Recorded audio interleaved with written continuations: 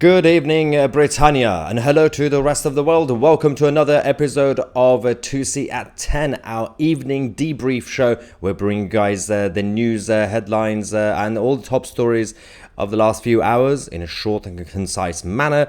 Today's headlines: unfortunately, we've had yet another stabbing. One person has lost their life in East London. Disorder and chaos continues under the leadership of Sadiq Khan as the mayor.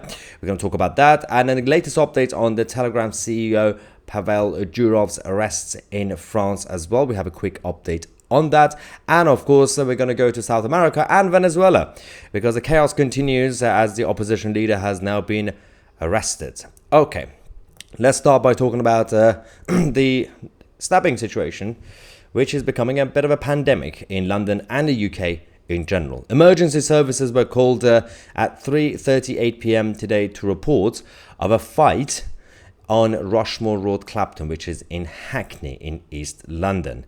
The victim was a man in his 30s in a wheelchair, and the attacker used a machete.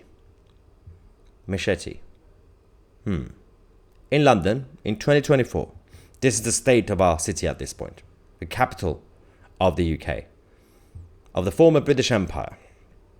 The police said police were called at 3:38 on Wednesday, the 28th of August, to report of a fight in Rushmore Road, E5.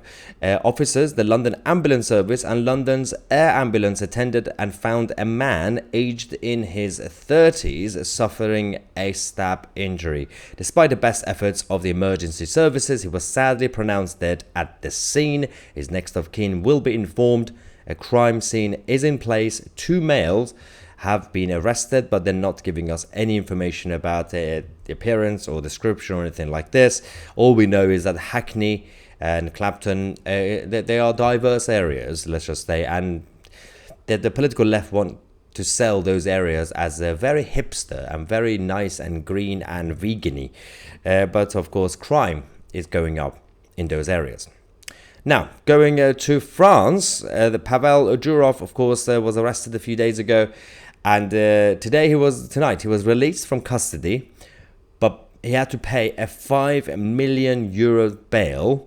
He's also been banned from leaving France. He's received 6 charges, including, as they say, administrating an online platform used for illegal transactions. Now, he is required to report to the police twice a week. The authorities say that he refused to accept a wiretap operation against the users, some of the users of Telegram who were criminals. He didn't cooperate with the authorities. That's one of the reasons they've decided to go after him. Now, Venezuela. Of course, over the last few days and couple of weeks, we've had absolute mayhem thanks to Maduro and his communist minions. The whole situation is still ongoing with the protests and uprising and people in poverty fighting for their freedom and democracy. The opposition leader, Pilleri, has now been arrested. Why?